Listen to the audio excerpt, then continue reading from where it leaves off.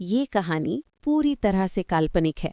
इसका किसी भी व्यक्ति, स्थान या घटना से कोई संबंध नहीं है। कहानी का उद्देश्य केवल मनोरंजन करना है। अगर किसी को ये कहानी डरावनी लगे तो ये केवल संयोग है। कहानी आहट, जो साथ चलती है। शाम का वक्त था। भैरवपुर गांव में सूरज ढल चुका था।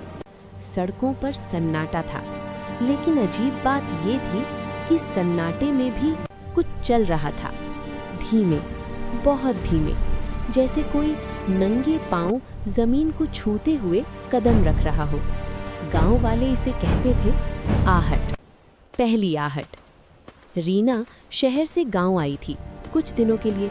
उसने सुना था कि यहाँ की रातें डरावनी होती हैं, लेकिन उसे डर पर यकीन नहीं था। उस रात जब सब सो गए, रीना अपने कमरे में मोबाइल देख रही थी।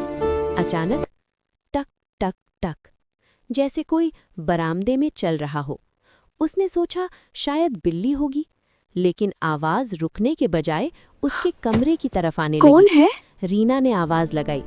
कौन है? कोई जवाब नहीं, बस आहट। शीशे का सच। रीना ने डर के मारे लाइट जलाई। कमरे में सब कुछ सामान्य था, लेकिन जब उसने शीशे में देखा तो उसका प्रतिबिंब उससे 1 सेकंड देर से हिला। शीशे में उसके पीछे कोई और खड़ा था। चेहरा साफ नहीं था, बस आंखें दिख रही थी, हरी, ठंडी और स्थिर। शीशे पर धुंध से लिखा उभरा, मत पलटना। रीना चीख पड़ी।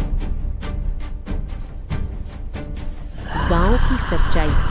अगली सुबह रीना ने गांव वालों से पूछा। सब चुप हो गए। काफी देर बाद एक बूढ़े ने कहा, बेटी, यहाँ जो एक बार आहट सुन लेता है वो फिर अकेला नहीं रहता। रीना घबरा गई। मतलब आधी रात का मेहमान। उस रात रीना ने तय किया कि वो जागेगी। घड़ी में 12:07 बजे। टक टक टक। इस बार आवाज बिस्तर के पास थी। उसने आंखें बंद कर ली। तभी कान के पास फुसफुसाहट आई। मैं बस चल रही हूँ। रीना ने हिम्मत करके आंखें खोली। कमरे के कोने में एक औरत खड़ी थी। काले कपड़े, बिखरे बाल और पैर जमीन से छू ही नहीं रहे थे। शीशे पर धुंध से लिखा उभरा, मत पलटना। अधूरी कहानी। औरत बोली, मुझे मारा नहीं गया, मुझे चलते चलते दफना दिया गया। रीना कांपते हुए बोली, तुम कौन हो?